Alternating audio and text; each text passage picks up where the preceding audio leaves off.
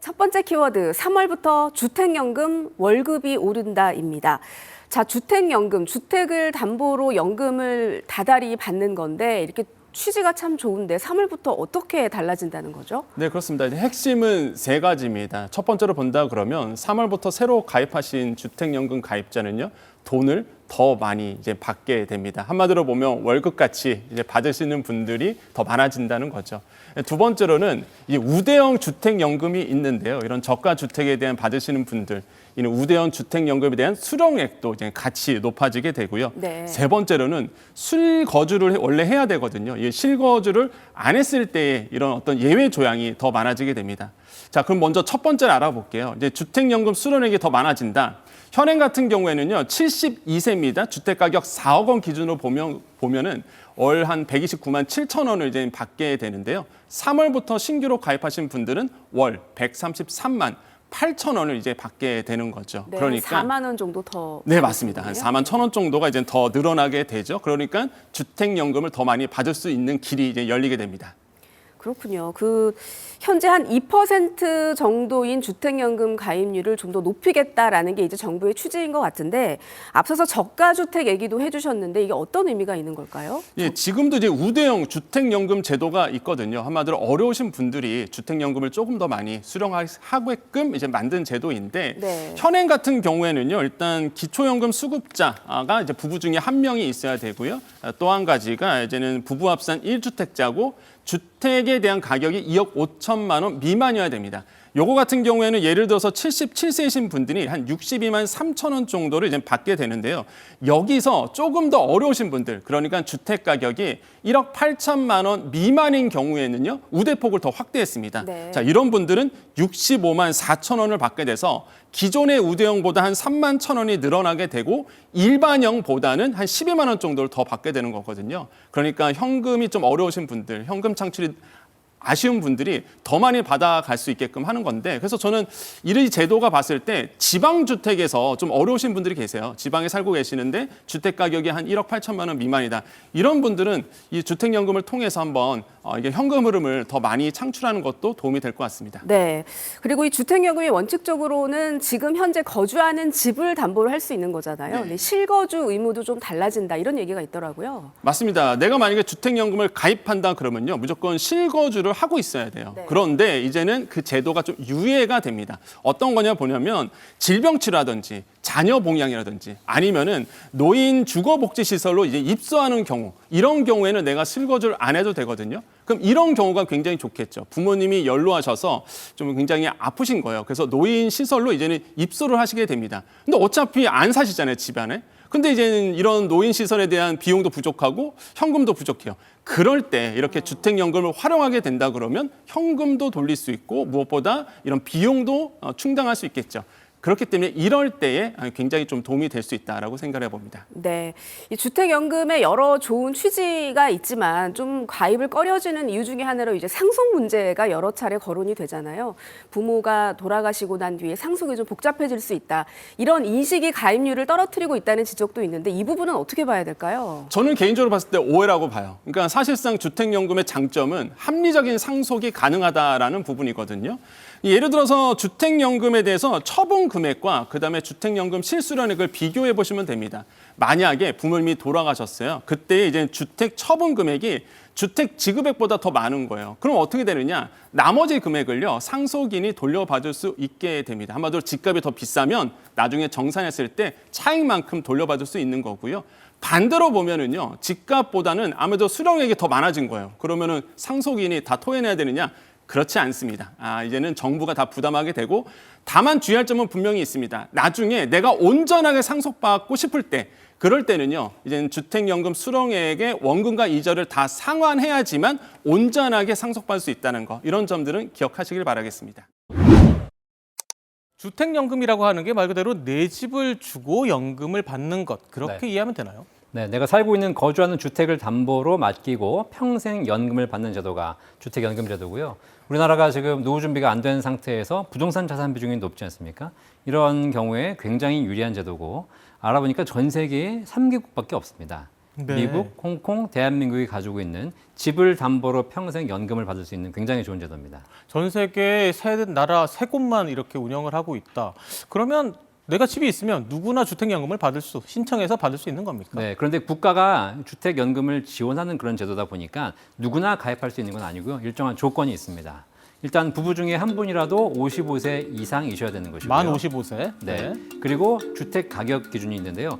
내가 총 가지고 있는 주택의 공시가격 합계액이 12억 원 이하인 네. 경우에 내가 살고 있는 주택으로 주택연금을 가입할 수 있습니다. 그럼 구체적으로 주택연금 얼마나 받는지 그 액수가 정말 궁금한데요. 얼마나 받을 수 있습니까? 실제로 주택연금은 가입한 나이, 언제 가입하느냐, 그리고 내가 보유한 주택의 시세가 얼마냐에 따라서 주택연금액이 달라지거든요. 네. 가입은 공시가격 기준으로 결정하지만 실제 연금 지급액은 한국부동산은 시세를 기준으로 지급을 합니다. 실제 예를 한번 들어보시면 네. 3억 원짜리 주택을 갖고 있는 경우와 뭐 10억 원짜리 주택, 이 시세 기준으로 이렇게 분류해 봤을 때 네네. 60세에 가입하는 경우에 3억 원짜리 집을 가지고 연금 받으신다? 그러면 월 60만 원씩 평생 받을 수 있고요. 10억 원짜리 주택을 가입하고 있다? 그러면 200만 원씩 평생 받을 수 있습니다. 70세에 만약에 가입하신다면 늦게 시작하시기 때문에 연금액이 좀 높아지거든요. 네. 3억 원짜리 주택은 월 89만 원 정도, 10억 원짜리 주택은 월 297만 원 평생 받을 수 있고요. 실제 주택연금 받으신 분 중에서 가장 정말 많이 받고 싶다. 그러면 공시가격 12억 원 주택을 가지고 네. 80세에 가입하신다면 월 393만 원의 연금을 평생 받을 수 있는 구조도 가능합니다. 393만 원이 최고액이 되겠군요. 네, 이게 최고액이죠. 그러면 이게 집값은 오르기도 하고 내리기도 하고 변동이 있잖아요. 그러면 이 연금을 받는 기준은 주택연금에 가입할 당시의 기준으로 하는 겁니까? 네. 집값 딱 기준은 연금을 가입하는 시점에 주택 가격을 정해서 거기서 연금액이 세팅이 되고요. 그 금액을 평생 받습니다. 중간에 집값이 오른다, 떨어진다 하더라도 주택 연금액은 변동되지 않고 고정된 금액을 평생 받게 되어 있습니다. 그러면 그건 어떻습니까? 지금은 제가 가입을 했어요. 네. 그런데 좀 시간이 지나다 보니까 요즘 집값 많이 오르잖아요. 네네네. 집값이 많이 올랐어요. 네네네. 이건 이 정도 받기에는 너무 아깝고 더 네. 받을 수 있을 것 같아서 네. 해지를 한단 말이에요. 네. 해지를 하고 다시 가입하는 것도 가능합니까? 네, 해지하고 다시 가입하는 건 가능하지만 대신에 해지하실 때 그동안 내가 부담했던 초기 보증료라든가 연보증료 같은 비용을 차감해서 남기고 나서 지급하기 때문에 네. 실제 가입자 입장에서는 손해를 많이 볼 수 있고요. 네. 그다음에 해지한 주택으로는 재가입이 가능한데 3년 후에만 가능하기 때문에 실제로 3년 동안은 그 주택으로는 주택연금 재가입이 불가능합니다. 따라서 이런 부분 참고해 보시고 실제 아주 많이 올랐다면 뭐 해지하고 다시 가입하는 경우도 있지만 네. 큰 차이가 없다면 연금을 유지하시는 게 제일 좋습니다. 고민을 해봐야 되겠군요. 3년 이내는 재가입이 불가하다. 해지하기 전에는 꼭 한번 생각을 해봐야 할 지점인 것 같습니다. 그리고 그런 건 어떻습니까? 이 주택연금도 좋지만 요즘처럼 집값이 오르는 시기에는 그 집값을 잘 받고 팔고 네. 약간 그 판 돈의 일부분으로 해서 작은 집을 사고 나머지 금액으로 노후를 살겠다 이런 생각하시는 분도 많으시더라고요. 주택연금 아니고요. 네. 이런 사실 거 가장 비교하면 좋은 어떨까요? 방법입니다. 네. 내가 집을 줄여서 좀 적은 집에 살고 그 현금 차액을 가지고 노후 생활하는 거 굉장히 좋은 건데요. 네. 실제 현실적으로 보면 내가 살던 공간에서 집을 줄여서 다른 공간으로 이사하겠다. 이게 노후에 쉬운 결정은 아닙니다. 나이가 있으실수록 이사하는 게 쉬운 일은 아니긴 네. 하죠. 네. 따라서 어떻든 뭐 차액을 마련해서 뭐 팔겠다 이런 생각하시는 것보다 네. 지금 집을 담보로 주택연금 받으시는 게 가장 좋은 대안이 되죠. 그런데 그런 것도 있잖아요. 지금은 뭐 한 돈 100만 원 받아요. 100만 원까지 받을 수 있어요. 그런데 세월이 지나서 물가라는 게 있지 않습니까? 네. 물가는 오르기 마련이고 그 네. 100만 원이 지금 가치와 다르단 말이에요. 네. 그럼 내가 손해 보는 것 같잖아요. 주택연금은 고정돼 있기 때문에 사실 물가 상승률만큼 연금액을 올려주지는 않습니다. 네. 하지만 처음에 연금액을 산출할 때 이미 미래의 물가 상승률을 반영해서 세팅이 돼 있고요.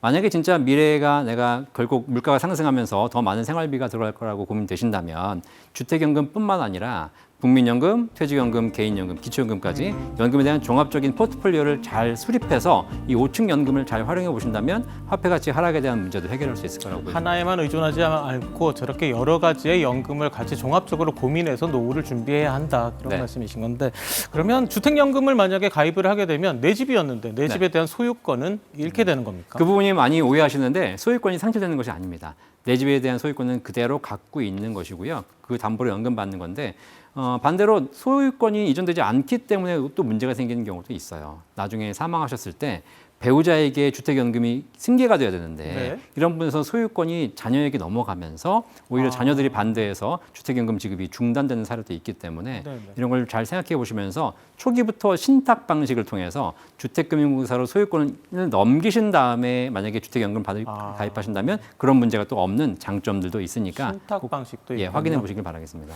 그런데 그러면 부부가 주택연금을 받고 있었는데 두 부부가 다 돌아가시게 되면 네. 그 이후에는 어떻게 되는 겁니까? 일단 주택연금은 부부 중에 최종 생존자까지 동일한 금액을 평생 지급합니다. 네. 그렇죠? 그런데 만약에 이제 다 받고 돌아가신다면 그때 남은 금액은 자녀가 상속하게 되는 것이거든요. 만약에 부모님께서 받아가신 연금액보다 집값이 더 비싸서 남았다면 자녀가 그 차액을 가져가면 되는 것이고요. 자녀가 네. 만약에 집값보다 연금액이 많이 받아서 차액이 안 생긴다면 그 차액을 상속인에게 청구하지 않습니다. 그러니까 자녀분들은 걱정하실 필요가 없는 것이죠. 그리고 주택연금도 종류가 있다면서요. 세 가지인가요? 어떻게 나눠지나요? 연금을 이제 받는 방식에서 여러 가지가 있는데요. 네. 정액형으로 딱 정해진 금액을 받는 방식이 있고요. 네. 그다음에 나는 처음에 좀 많이 받고 싶다. 초기 증액형이라고 해서 처음엔 많이 받다가 나중엔 적게 받는 방식. 그다음에 정기 증가형이라고 그래서 처음에는 적게 받다가 3년에 4.5%씩 연금액을 올려받는 방식이 있는데 네. 가입자의 대부분은 정액형을 선택하고 계시고요. 네. 그다음에 대부분이 정액형을 하시고 70% 정도가 하고 계시고 네. 나머지 한 20% 정도가 초기 증액형 선택하고 계시고요. 네. 정기 증가형, 적게 받다가 늘려가는 구조는 거의 사실 선택하고 있는 분들이 없습니다. 알겠습니다. 오늘 말씀 여기까지 듣겠습니다. 이영주 연금박사 상담센터 대표와 함께했습니다. 고맙습니다.